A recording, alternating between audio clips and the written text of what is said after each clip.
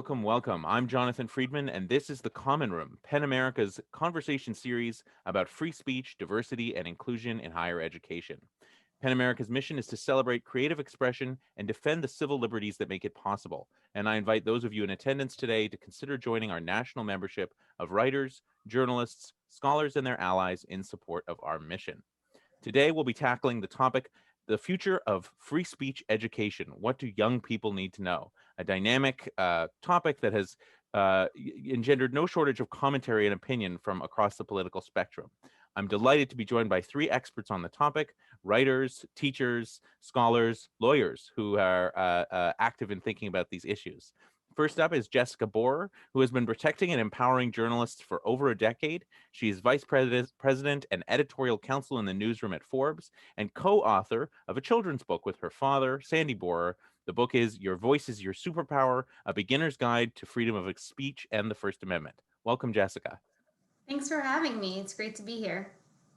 Our second guest is Emerson Sykes, a First Amendment litigator who focuses on the right to protest, campus speech, and the intersections of free speech and racial justice. From 2019 to 2020, he was also the host of his own podcast, At Liberty. Welcome, Emerson. Thanks for having me, John. Thanks for being here. And third, our final guest, Jonathan Zimmerman, the Judy and Howard Berkowitz Professor in Education and Professor of History of Education at the University of Pennsylvania.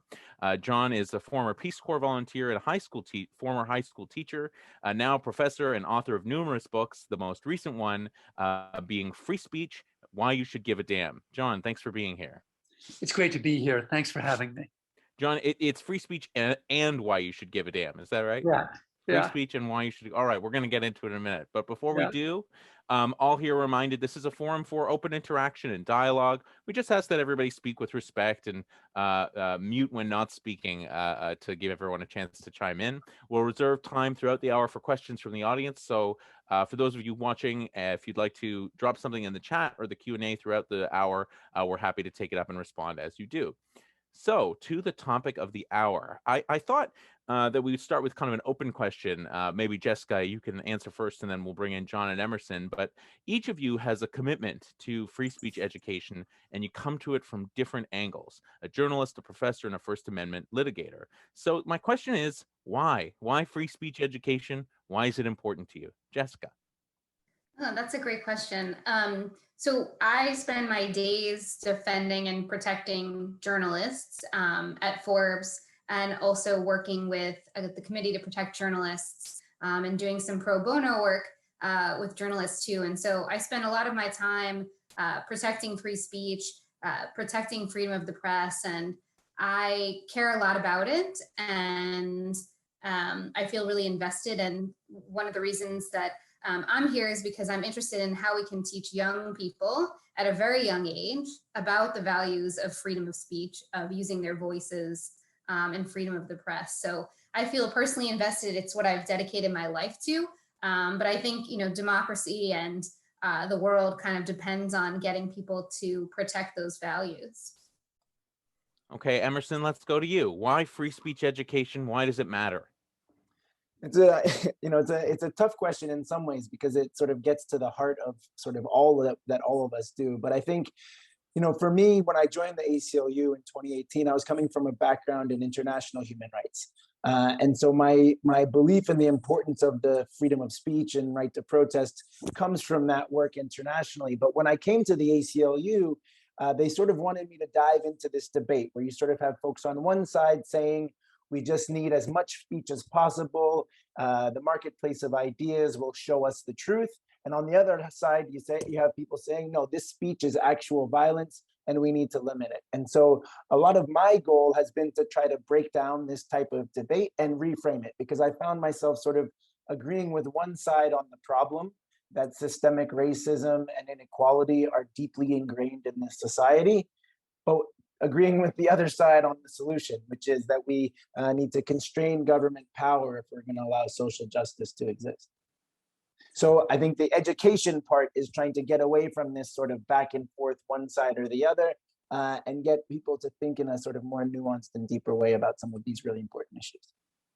I want to come back to you on this in a minute. How do we have success at that? But John, first, let's bring you in. Tell us, what brings you to free speech education? Why does it matter to you? Well, like Jessica and Emerson, I mean, I'm an advocate for democracy. And to me, what democracy requires us to do is to deliberate and discuss our common fate. And we can't do that, at least we can't do it well, without free speech. I'm also a historian. And to take up what Emerson was describing, this sort of dichotomy that's been drawn between free speech and whatever you want to call it, social justice. I feel that that's a species of our own time. It's highly distorted, and the only way we can recognize the distortion is by looking backwards. To me, the history piece is absolutely central here, because when we study the history of these issues, what we see is that all the great advocates for social justice were themselves free speech advocates, because they needed free speech in order to critique systemic racism and everything else. And arguably, to some extent, those making those critiques still need free speech to do that today. I'm thinking of protests today, protests right now this week, where I feel like to some extent we're seeing free speech in action. Absolutely, we are.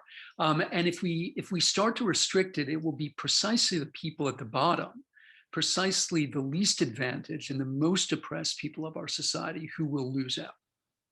I just want to jump in here because what you said right there, John, reminded me, you talked about sort of the protests right now as being an expression of free speech. And I think that the phrase free speech in and of itself has been so co-opted that very few people, I think, now associate it with the BLM movement or any other kind of protest. I think people now, and it's not a mistake, it's been a concerted effort by conservative legal scholars to reclaim and sort of weaponize the phrase free speech itself.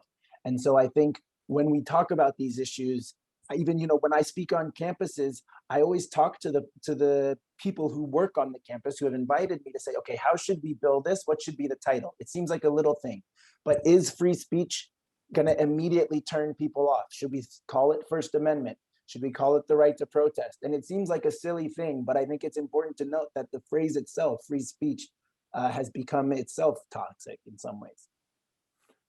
Jessica, is that your experience with your book, this kind of toxicity surrounding free speech? Did you consider it at all when you're trying to reach young people? How have you tried to sidestep it or introduce some of this nuance?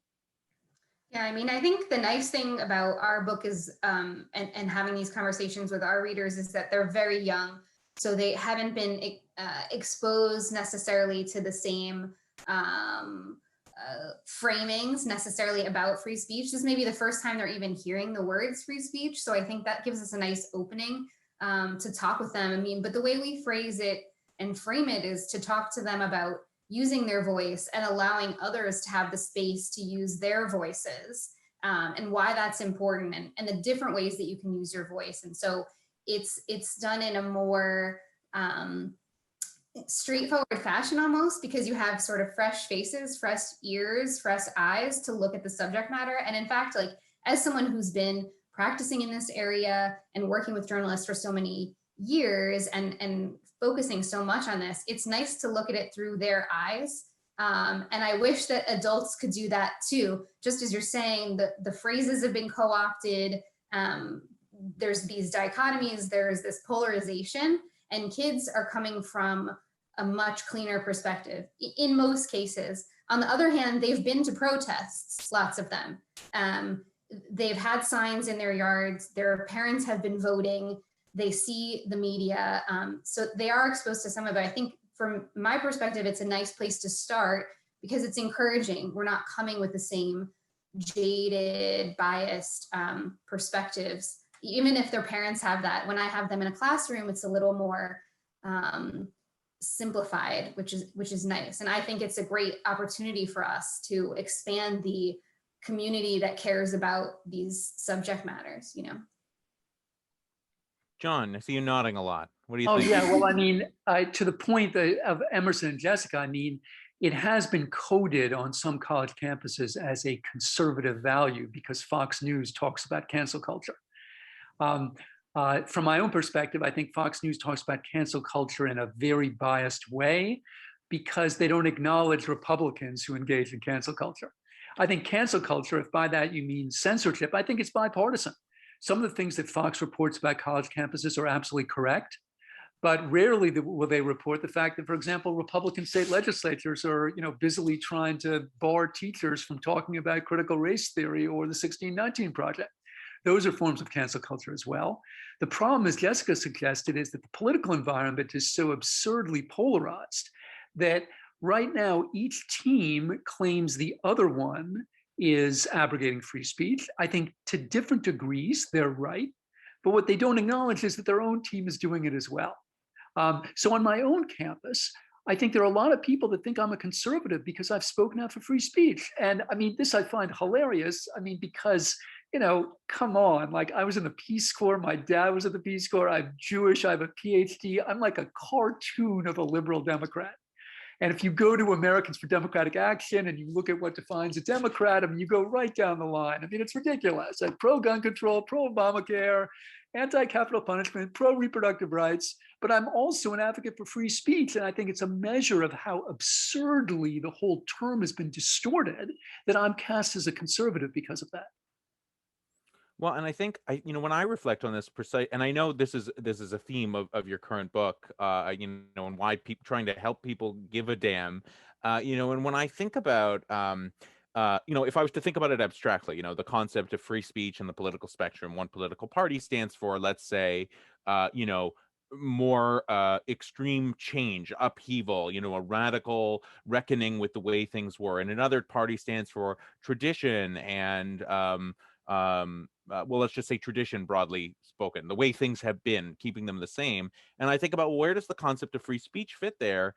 It seems to me that it's a really just a very awkward fit with the traditional side. To me, like free speech is, new ideas, open to dissenting views, open to people advocating for something unusual, something new, something different, a new way of thinking about this.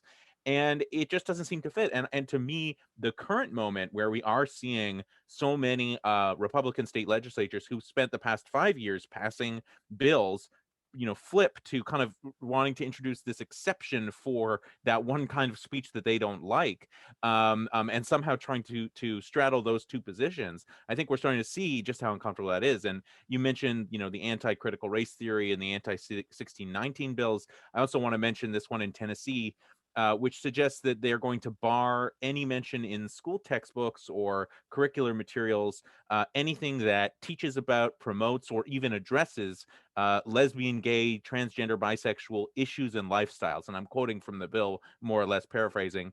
And the notion that you could teach history and just excise, purge out all the people or all that aspect of all these people's identities, people who are important in American history, and not think of that as censorship or a move against free speech, to me, it seems absurd. And I know, Emerson, you've been following some of this too.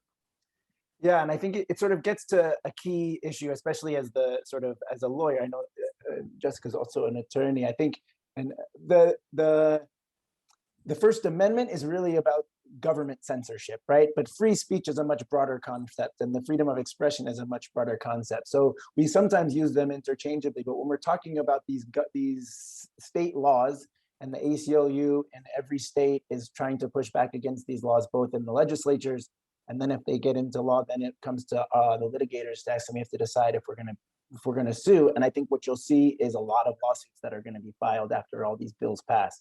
But really what we as First Amendment litigators are worried about primarily is government restraint, right? But I think when we talk to kids about their voice and the democratic value of freedom of expression, I think it has to go a little bit beyond just government censorship to sort of the social value of different kinds of expression. And I think that's why we're talking now, right? I mean, that this is a cultural and social issue, not just a legal one. So the lawyers in the room all know this, but Learned Hand wrote this book in 1944 that I'm obsessed with called The Spirit of Liberty. And of course, Learned Hand is himself a jurist, a lawyer, a judge. But he says something really interesting in the book. He says, when the spirit of liberty dies in the hearts of men and women, he says, no law and no constitution is going to save it. I think what he's saying there is, this is really a social and cultural question. And we need to teach people to value these ideas and these ideals. It's not just a legal one. So how do we we need to teach them, right? So Jessica, I know you've designed activities for teachers as well. Why do you think that some of the stuff that you've made for young kids in particular is working or is appropriate? Or what do you say to some who say the kids are too little to really get into free speech? Well, I mean, I think that one of the concepts we try to promote with the children is that whether they realize it or not, they have been already using their voices, right? They've already been exercising this right as soon as they began to express themselves. And it doesn't even have to be by speaking, right? It doesn't have to be by using their voices. It's about how they express themselves in the things they wear, in the activities they choose, in the religious practices they follow in their home or outside. And I think, giving them a little bit more mobility, a little bit more freedom to think about like expression in a broader way is really helpful. And we created exercises to enable them to do that. So we have things like, writing a letter to your mayor or your principal or the president, or, a lot of kids want to write to Kamala, obviously, because they're so inspired by her, but whoever it is that's inspiring them or perhaps upsetting them by things they're doing. We have them make posters for things that they care about. And it's amazing to see the level of sophistication, the level of creativity that comes out when you give them some tools to help them express themselves. And I think, when I've had kids in our classroom visits say they were feeling really shy about expressing what they felt or they cared about, and after reading our book or having a session, then they felt really powerful and inspired to use their voice. And like, that's what we want them to leave the book or any conversation feeling like, is that they have a voice. That voice matters. They have the space to use it. And again, one of the concepts that's the trickiest, but also often the most important, is that everyone around them also has a voice, and they should have the space to use their voices. And I think like that has been something that a lot of the teachers have asked me to focus on, which is telling, I think, about the moment that we're in, that sometimes their parents don't value the rights for others to speak, that they don't they don't agree with. So teaching the kids, it's okay to disagree. It's okay to have a different viewpoint. It's okay also to sit out a conversation. Those have been the most powerful, I think, exercises for us. But again, it's a little easier with kids, but it's educational. I feel like I'm learning from them about expression and freedom and, feeling empowered too. And that's great. I wish more grownups could kind of come sit in on our chats with kids. Maybe they would walk away feeling a little more open-minded. Well, you have to follow me on the parallel here to being a parent and having children learn about free speech. My kids read your book, and now every time I'm trying to get one of them in trouble, they have learned the power of saying to me, "Well, you can't tell him not to scream in the car. It's free speech." And they're throwing at it. They're throwing it at me all the time. And honestly, it's become a micro illustration of just how powerful the concept, the principle of free speech can be, frankly, for opposing authority. In this case, I'm of course the government, but I could imagine parents, I don't know, maybe there is opposition, we'll see, to that book and to their kids, because it Well, is it's also rousing. about respect though, right? So Right. respect of other viewpoints and the respect of your community, your environment. So maybe the environment of the car isn't the place to use that expressive voice, right? But I think it's I'm sorry if they've tortured you. Oh no, torture is too strong. Inspired by me, but No, well, I'm going to institute some new time, place, and manner restrictions, and so that's my connection here, Emerson, to your work, because I know you've been training young activists around the country. Now you had this video go viral last summer, just kind of explaining, laying out for folks basic First Amendment protest rights. I mean, in your experience, we're talking here about like how to teach people, but what's your view of like the deficit of civic education and how we start to address around these issues? I mean, it seems so poignant today, so important to kind of reflect on this against the things that are going on around the country. A few things. I think, I think we talk a lot about sort of kids these days. There's a deficit. They don't understand the First Amendment. They don't believe in free speech.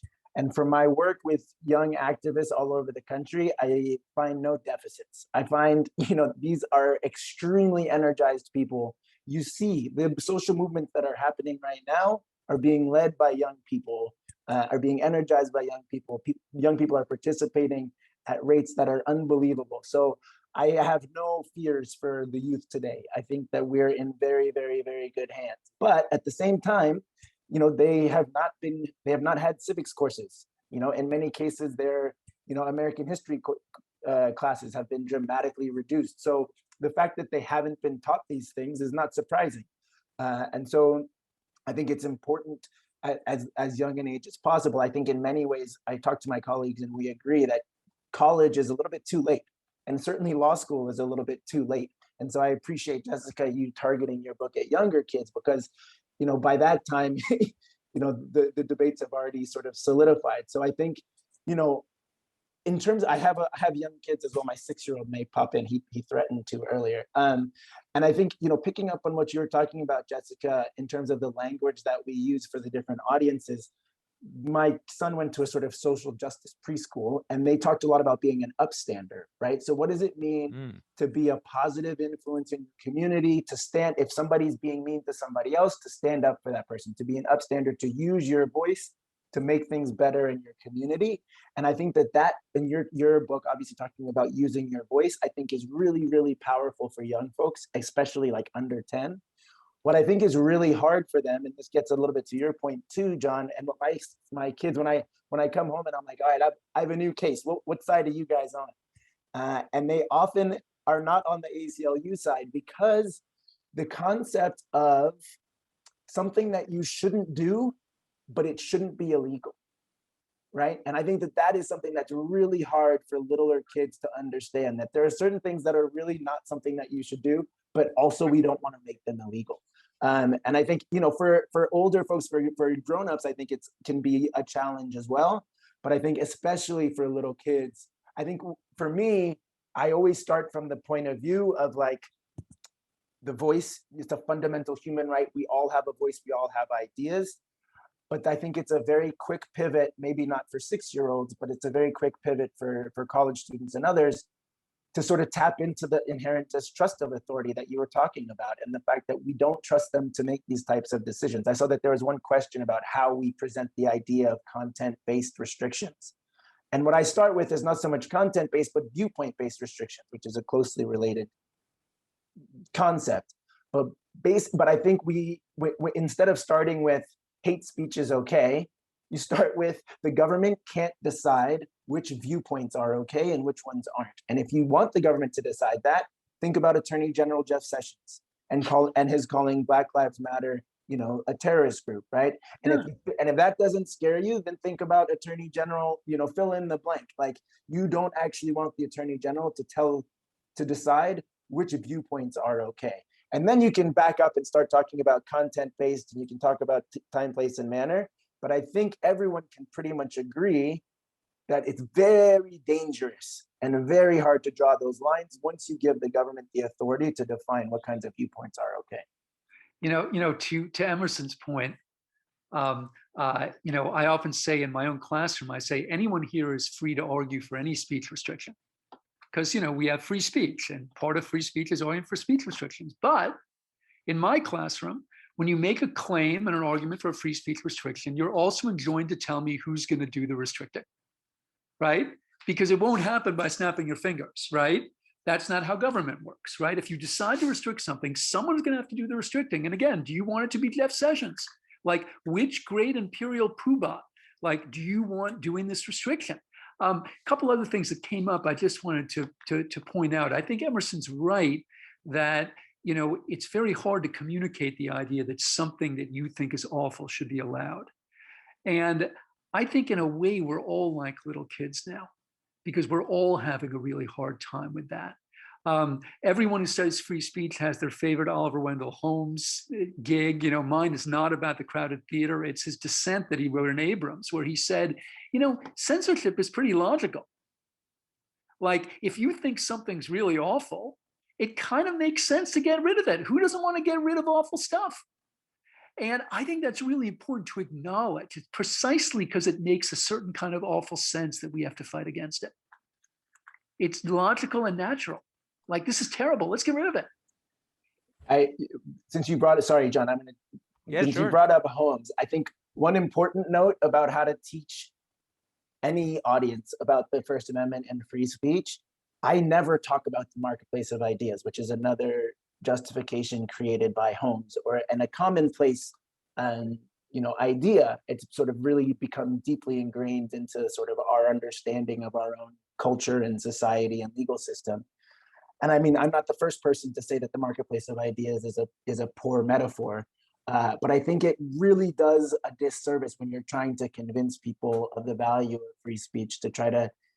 I think, we can maybe go through them later, but I think it's on my list of don'ts, right? To talk about the marketplace of ideas as if more speech will inevitably lead to the truth, right? I think there is some truth in the marketplace of ideas in as much as, we want to have as many different, like, people should be free to express themselves, and that people should be free to compare those ideas. But I think the implication of the marketplace metaphor is that truth is inevitable from such a system. And that's where I think we do ourselves a disservice. If we honestly try to argue that having more people talking will inevitably lead to truth and justice, I just don't believe that's true. It's that I think that without freedom of speech, we can't get there. But I don't think free speech in and of itself will inevitably lead us towards the right answer. And I think, people have done all sorts of empirical studies using social media and others. I know Radiolab just did a really great episode, especially on sort of Holmes and the marketplace of ideas. I encourage folks to check it out. But when teaching about free speech, there are certain arguments for free speech that I think are detrimental as well. Very interesting. Jessica, let me ask you then to kind of reflect on this point. I'm curious, just coming from your journalism background, thinking about like the importance of free press and of journalists and their role in well, I'll use the term, but the marketplace of speech, or the marketplace of news. Do you think that for journalists, there's any kind of particular role to play in educating people, or in trying to understand these issues, or in adopting practices that are, I don't know, open to free speech in their work? Yeah, I mean, I think that has become very complicated. The world of journalism, the world of a free press has suffered from a lot of people in power all over the world, but sort of remarkably in the U.S. In the previous administration, from like an undermining of the importance of a free press, and I think the trust in a free press and in journalists. And so I think the complicated issue is that comes up in the respect with like journalists and free press is, do you have a right to free speech when the things that you're saying are not true? And that's why you see governments all over the globe using fake news and creating laws against fake news as a way to attack journalists and undermine communities' faith in journalists. So I think that's been the most challenging thing from journalists' perspective, is losing the faith of their readers, the faith of the community, and kind of like getting through that noise. I mean, that's really been the challenge for me. I think like with respect to the protests and things too, journalists are now losing access to cover really important events, right? Because of these laws, because of the ways the governments are behaving, police departments are behaving. That worries me a lot as well. I mean, I think, doing work with the Committee to Protect Journalists, we focused a lot on global issues outside the US. And what we've seen over the past few years, and especially in the past like year or so in the US, is that the right to free speech, the right to a free press is really in jeopardy if we don't take steps to protect it, frankly. And I tell journalists that I work with that the best way to protect the reputation of journalists and faith in journalism is to do good journalism, right? That's how they stay out of legal trouble. And that's also how they they protect the institution of journalism, is to do good journalism, to get the facts, and to not undermine themselves. But there are a lot of forces, unfortunately, at play that are attacking their place in society, I think, worldwide, honestly. Yeah. If I could just respond to that, I totally agree with what Jessica is saying, and obviously I'm appalled by the examples that she describes. But I also think, in fairness, that there's again a cultural issue here, and that within some of our mainstream newspapers, there's been kind of internal restriction on speech. Think about what happened to Donald McNeil at the New York Times or James Bennett. And again, we can argue about the particulars of those cases, but I think at the same time that what we've seen is a lot of skepticism and sometimes repression of the press around the world. I think that just as in the university, within the press in this country, there have been informal restrictions on people's speech. Again, it's not a legal matter. I think it's a cultural and social one. But I think it's a problem for the free press because it's very hard for it to uphold those values when it's not, living by what it says. Yeah, I mean, I think another thing I forgot to mention too, that is a force that's at play for journalists. I think what you mentioned about organizations being themselves engaged in some censorship or self-censorship in order to avoid controversy, perhaps, or some other PR issue, in addition to the online harassment that journalists are facing on social media and elsewhere, that's causing them, in order to avoid being part of a cancel culture movement, right? They're self-censoring what they write, what they publish, and what they say. And so that certainly is troubling to me too, as someone who's advocating for them. Well, it's a huge, huge challenge, and I think not historically recognized as a challenge to free speech is, I mean, look, it's very difficult to quantify the chilling factor, and I think even some of the state legislative bills we were talking about before about critical race theory and divisive concepts. For those who've been following these bills, they often actually have a exception where they say nothing in this bill should apply to academic freedom, and you're just like, well, how is this possibly going to be held up? And of course, it's like this chilling factor. But I think with no question with the internet, the ability of online to facilitate harassment and for that to then impact the work of journalists, the work of professors, I think we're only starting to begin to reckon with the impact that it's had on journalists, and I think the impact on professors is like still to come. I don't think we've really dug into that one yet. And on students. And let's face it, it comes from every side of the spectrum. So think about the case at Bryn Mawr in 2016, where Trump is giving a speech nearby and a student posts and says, hey, is anyone going to the Trump rally? Could I have a ride? And she was harassed so brutally and mercilessly by other Bryn Mawr students that she dropped out of school. I mean, people calling her the worst names, and this is, to me, the heart of the matter, right? It isn't that there's any sort of awful censor out there with a big club, a jackbooted thug. Again, I think it's a cultural and an educational question. Look, I didn't vote for Trump either, and I'm every bit as outraged as the people that were criticizing this student about Trump.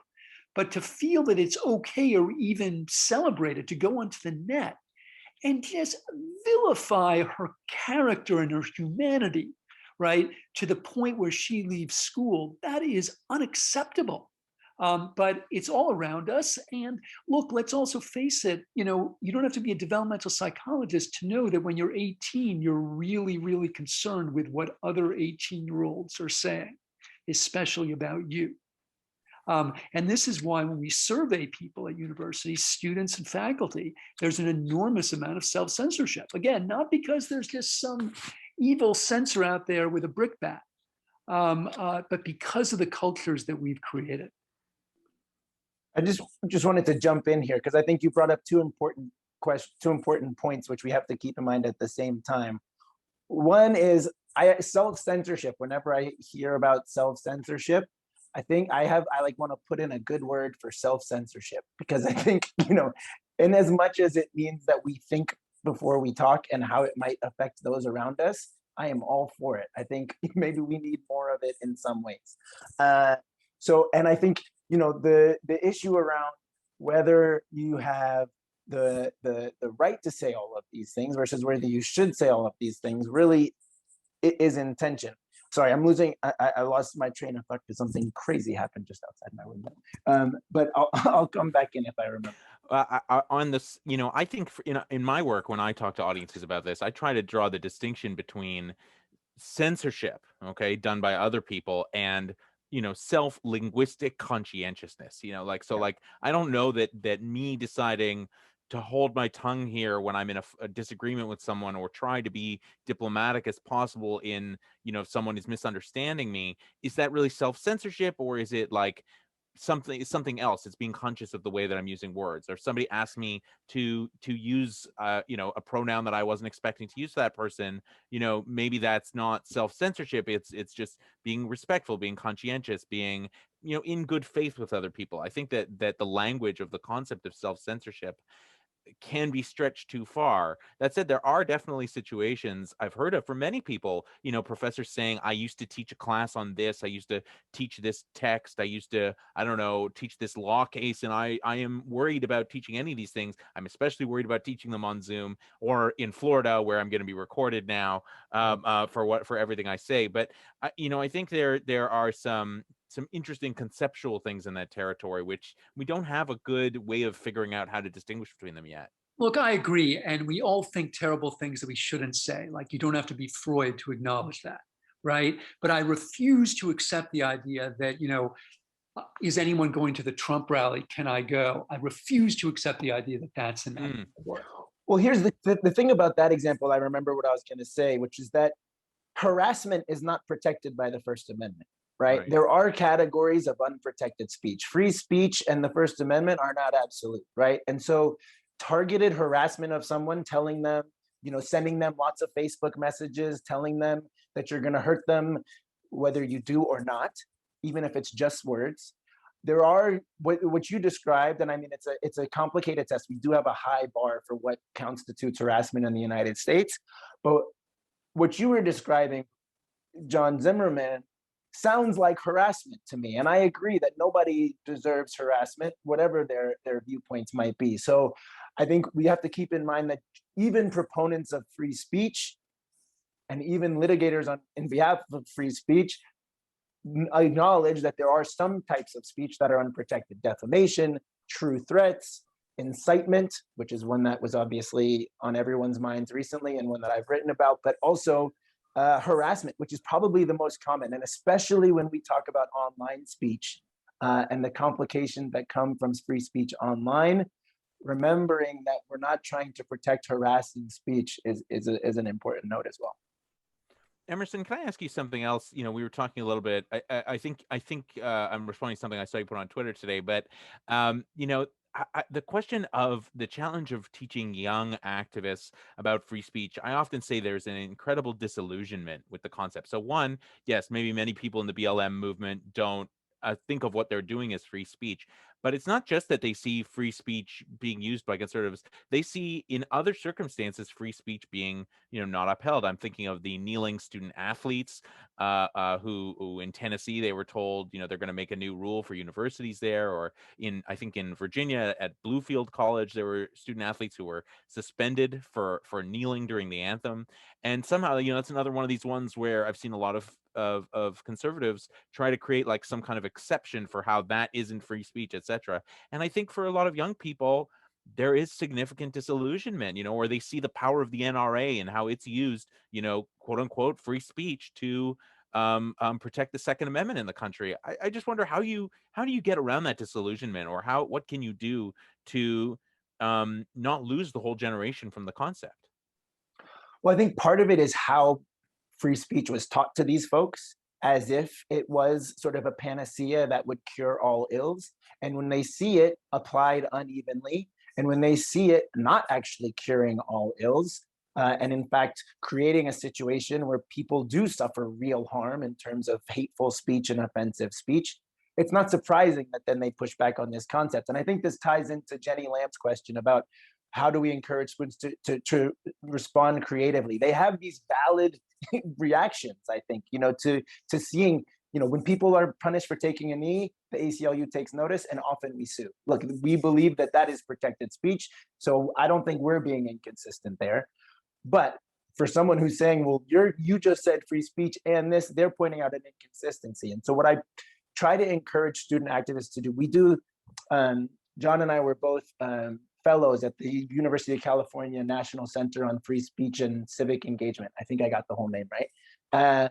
But the project that I was working on is basically putting together a 3-day workshop for student activists. And it was important that it was 3 days because I think these topics take time to actually dive into and to actually deal with people's concerns and not to dismiss them as kids don't know, kids don't understand, kids these days, but actually take seriously their complaints about how the First Amendment is being implemented and address them and think about what possible solutions there might be.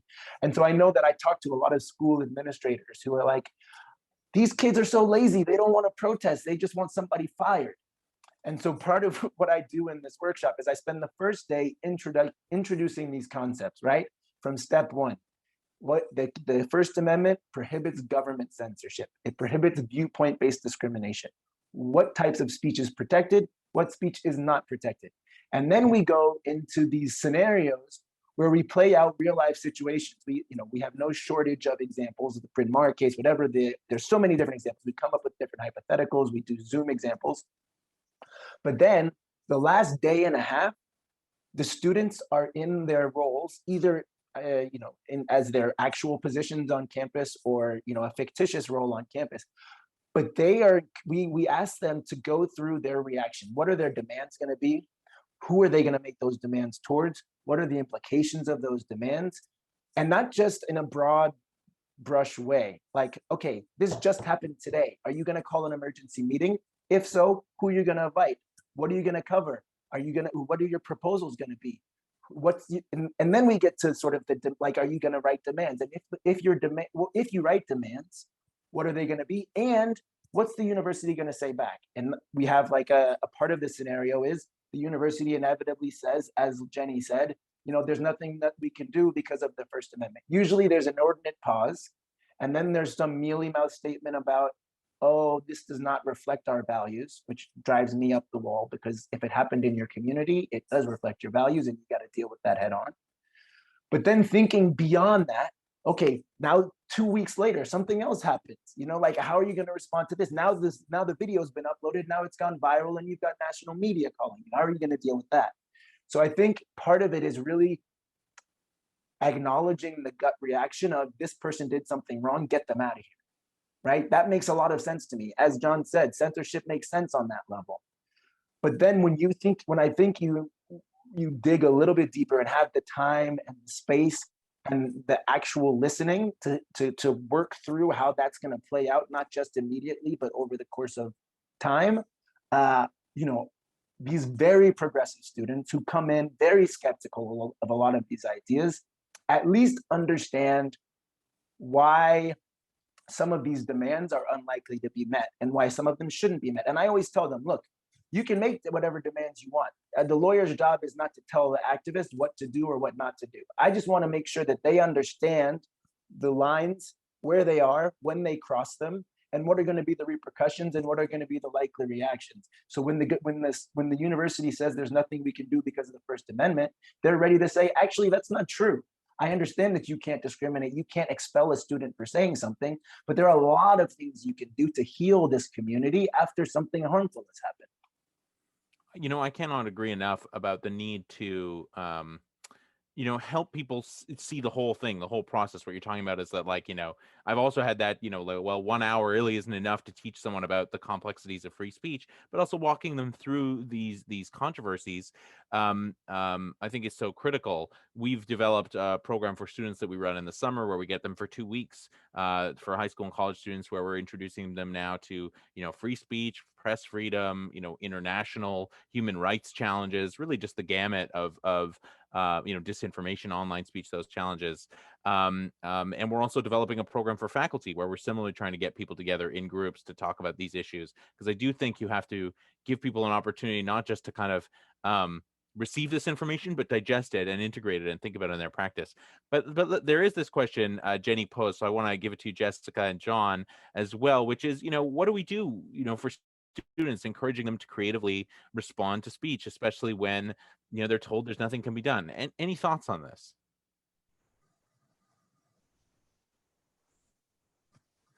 And I think like what we talk about with young students is really just giving the space to allow other people to express themselves. And so it's, for young people, it's a little bit more open-ended, just listening and hearing out other opinions, other viewpoints, and it's okay to disagree. So I think we're trying to get people to be more comfortable with the fact that not everyone's going to have the same viewpoint. And the only way that I am going to have space to share my viewpoint is if I allow everyone else to share their viewpoints. I mean, it's at the age level that we're talking about for our book, when we're talking about like 4 years old to 9 years old, really, we don't get into the concepts of hate speech and inciting violence like Emerson mentions. But a lot of times what comes up is bullying and sort of limits, and how can you use your voice to productively have a conversation where you say, that speech hurts my feelings, that speech is hateful, that speech is discriminatory. Maybe we don't use that word, but it's not right to judge someone based on how they express themselves or how they look or where they come from, things like that. So with the age group that I'm dealing with, we try to be gentle about sort of having an openness to other viewpoints, but also you can use your voice to respond to things that you hear or you see that upset you or that make you feel a certain way. And sort of try to give them the tools, and really, like, for me, it's about giving them the space. John. Yeah, I mean, I wish everybody got Jessica's education when they were younger. Seriously, and I think there are a couple things in there that I really want to highlight.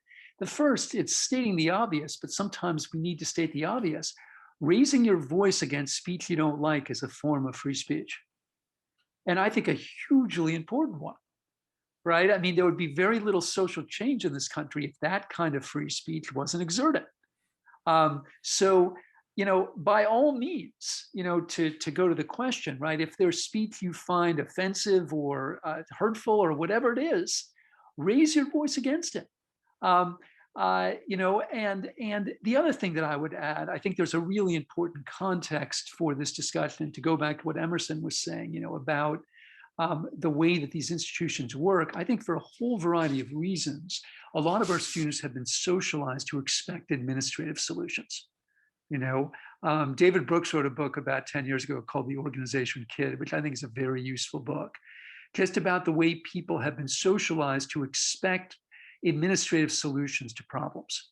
And so, I think it's worth challenging our students on that. And challenging doesn't mean rejecting. It doesn't mean disrespecting. It means exactly what it says, challenge. So I do this all the time. So a terrible racist thing happens on campus. The president releases a statement, and the student paper will always often call me, because I speak about these things, and say, well, what did you think of the president's statement? And typically I say, I thought the president's statement was fine. I thought she said the right things, but I now have a question for you. Why do you give a shit? Like what the president says? Like, oh, great goddess president, like say the magical incantation that will make this better. And again, I'm not questioning whether the president in this instance could say something. I just think this whole dialogue is characteristic of our time. Or, consider what happens when there's a terrible racist thing in a fraternity. Generally, there are calls to shut down the fraternity. That too is an administrative call.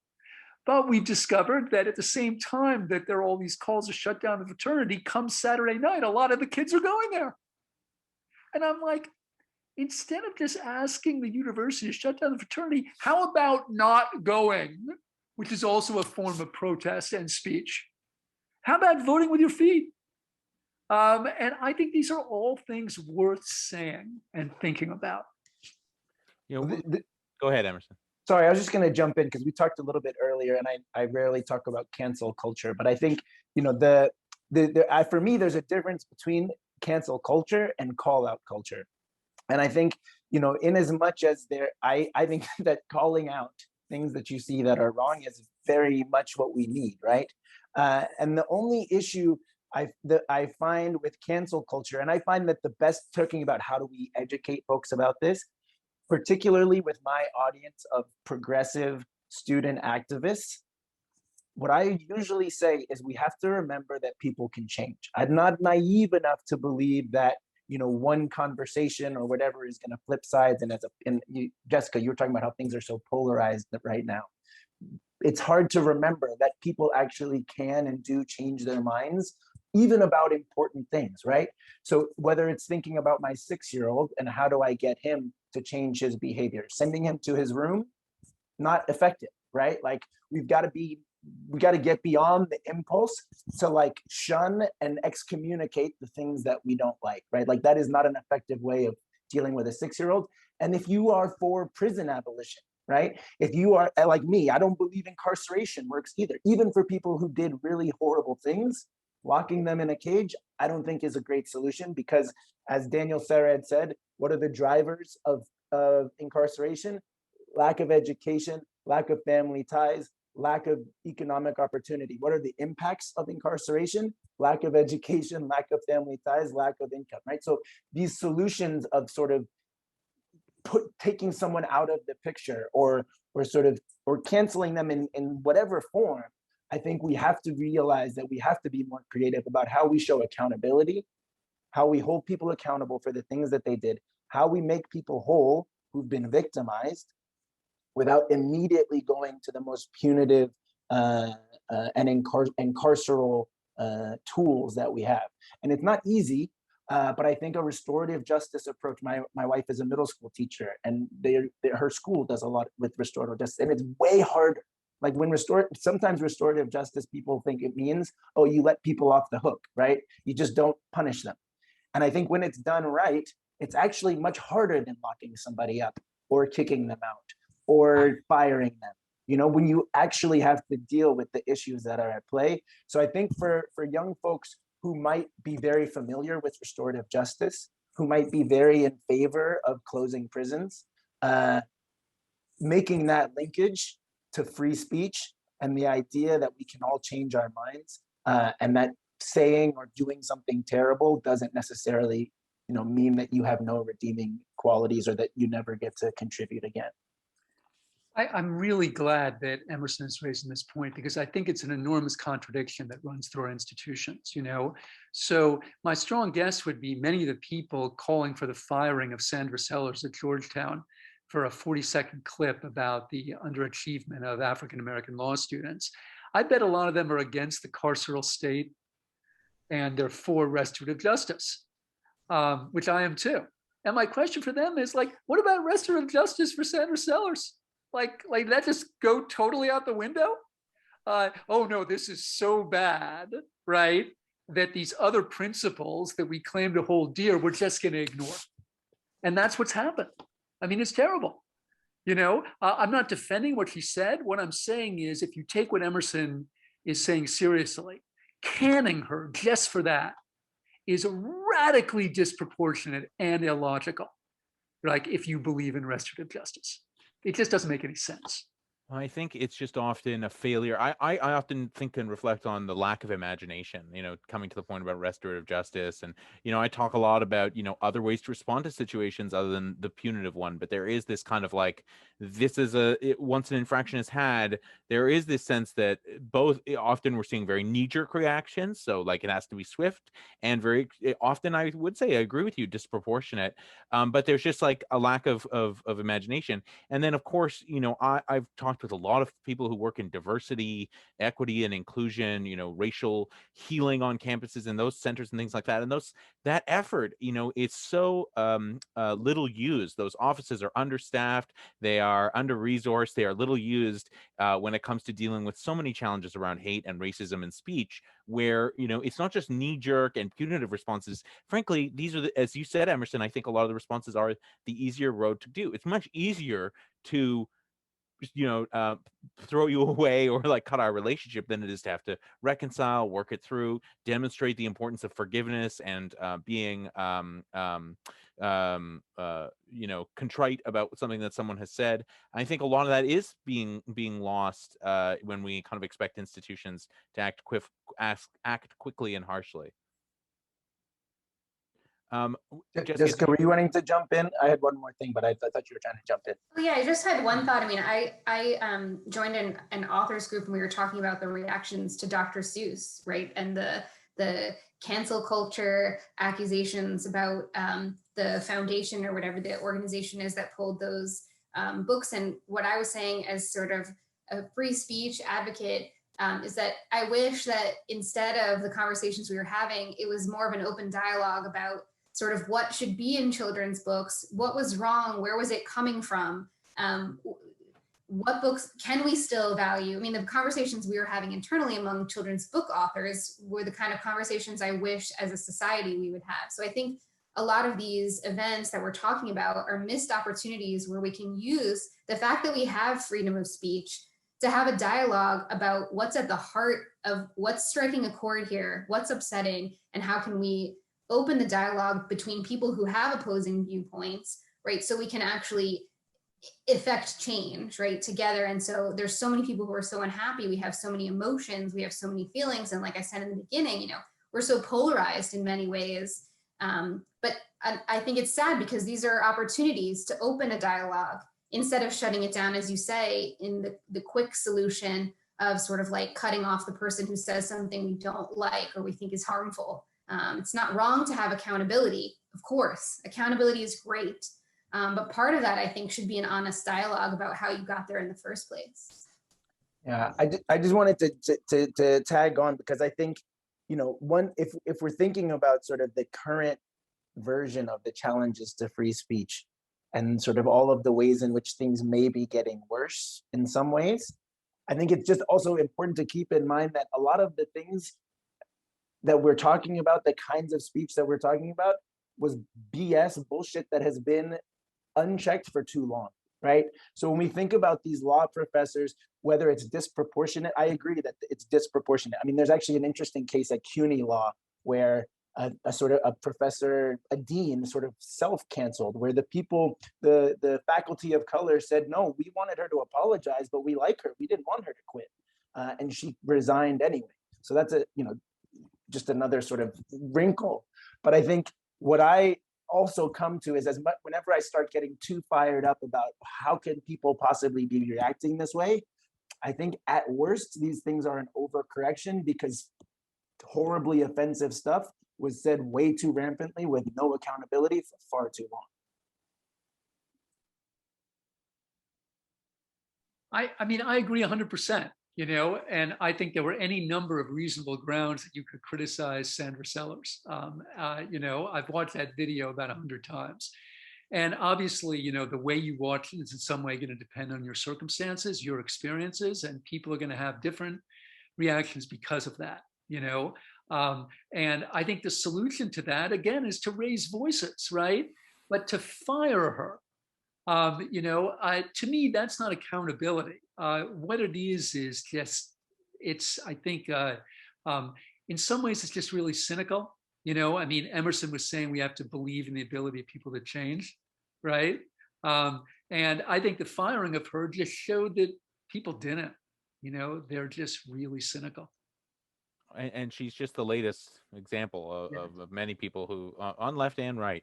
I want to thank you all for being with us today. Jessica, John, Emerson, thank you so much. It's been great to talk with you. I want to end with a quick reminder and a plug for two of your books, Your Voice is Your Superpower by Jessica and Sandy Boer, and Free Speech and Why You Should Give a Damn by Jonathan Zimmerman.